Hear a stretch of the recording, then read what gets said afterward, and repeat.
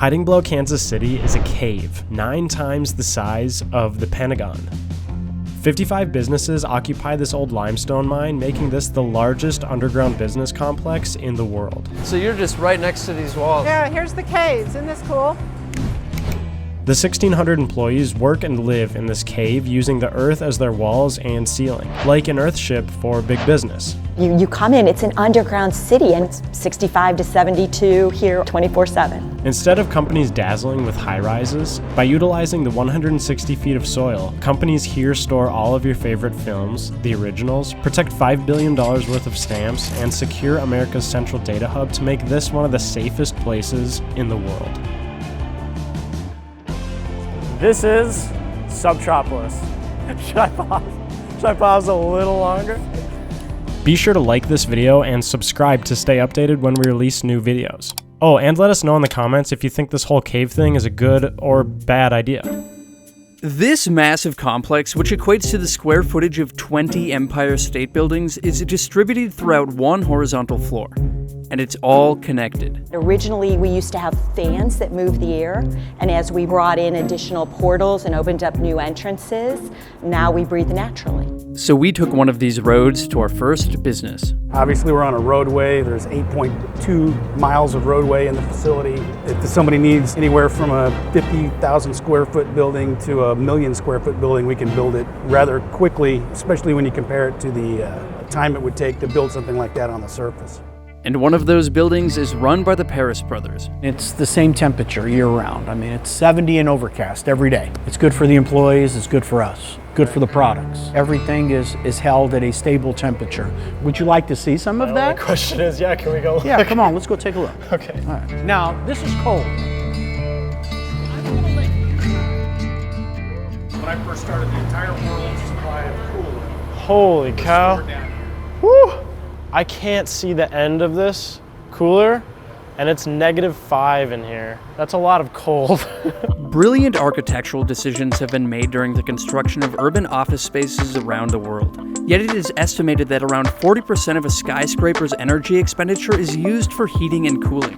This is, well, non-existent for Subtropolis, as it is a constant 68 degrees in the underground. And with the natural insulation, business tenants save up to 75% on their utility bills. Joe is not the only one utilizing this space to save on cooling costs. Perhaps an unlikely series of items is stored down here. 500,000 of your favorite movies and films. All the original copy. But in order to fully understand Hollywood's need for a place like this, we're gonna need a little history. While film today is a mixture of art, technology, industry, politics, and an all-around staple of culture, film at its roots started as an accident. In fact, the first known moving picture was the byproduct of a gentleman's bet. In 1877, Leland Stanford set out to prove his theory that when a horse trots, all of its legs at some point leave the ground. To prove this theory, he had Edward James Muybridge, a British-born photographer, build a photo device that used tripwires to take interval photos of a horse trotting down a racetrack.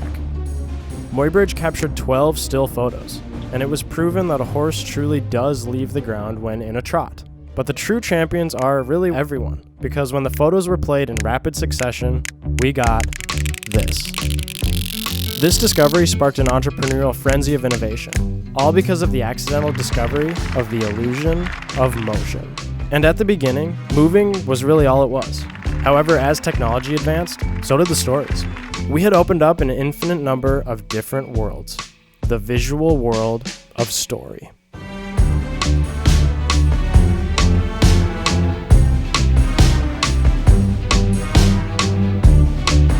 And while the industry exploded, unfortunately, so did the films.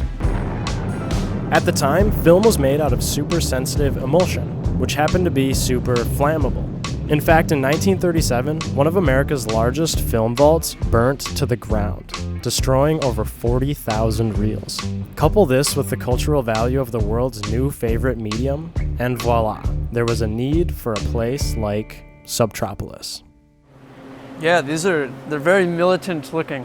Yes. They kind of look like ammo cases. Yeah, and they used to use them to actually ship the film to like the movie theaters and such. So they, really rugged, sturdy cases that they could, ship them in. So why here? Why are the films stored in this facility? Being underground, it's perfect for what we do. Our cooling costs are considerably lower just because we're underground. And we also have on-site security that is able to provide us 24-hour armed guard service. Everything that's on tape, 35 millimeter, it sounds usually on 16 millimeter, but it'll keep for 150 years if kept to the proper temperature and humidity. Just because, you know, the electronic age isn't quite ready to convert everything. It's just because of the amount of dollars it would take to convert everything. Aside from insulation, being in a cave is a great place for protection against security breaches. So we went to one of the safest places in not only the cave, but in the entire world. And what does Light Edge do? So we provide facilities and real estate services, things that people care about like PCI types of compliance, storage, financial services, HIPAA, compute, servers, enterprise organizations, as well as dedicated infrastructure or private cloud for highly regulated compliant organizations. All right, dummy. I think what we're gonna need is a little bit more history. Ah yes, the sweet sound of dial-up, which connected the phone lines to the World Wide Web.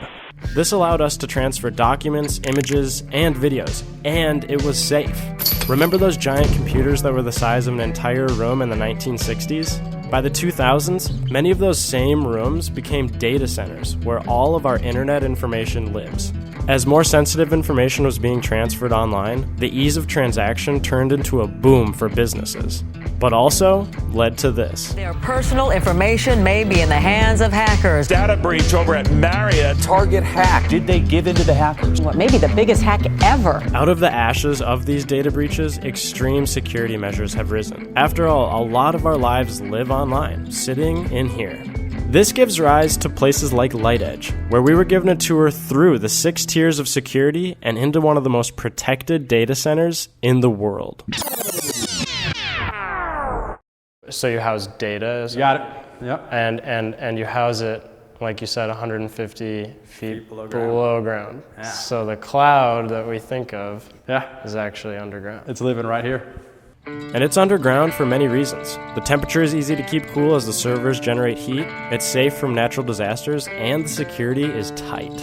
Being that we're below ground, we're protected from the environmentals, but people also want to know that their data is protected from, you know, just somebody walking in, right? Or a truck driving by. So there's about 6 or 7 different layers of physical security as well. And one of them, we have a face scan that gets me through. Okay. Yeah. That's hardcore. That's like some James Bond stuff. Yeah, exactly.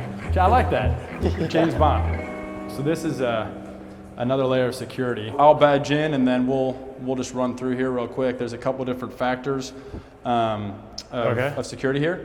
So let's. So what do you mean by run in? Literally, we'll go quick. Okay. Oh.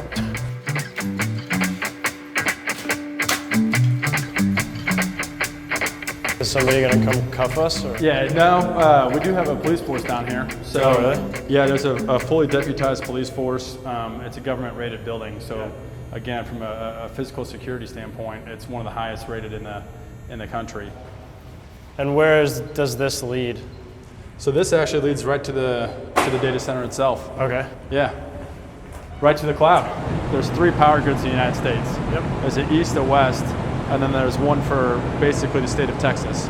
And we have a presence in each power grid so that can mitigate against basically any risk of power across the country. So as something happens, I'm coming down here. Yeah. And with the safe and controlled climate of Subtropolis, tenants are often looking to expand. That's the other reason we like being in the underground and right in this building. It's so easy to run a growing company.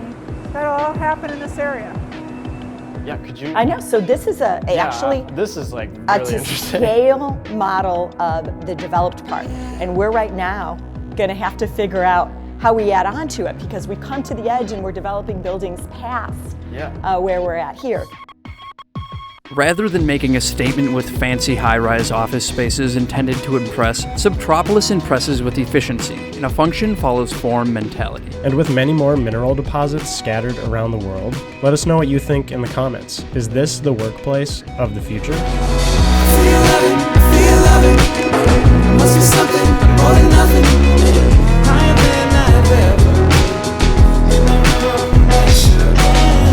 Do you have like seasonal effective lamps or something? Oh, I don't know. You like for vitamin D? Yeah. Yeah. We just take the vitamin.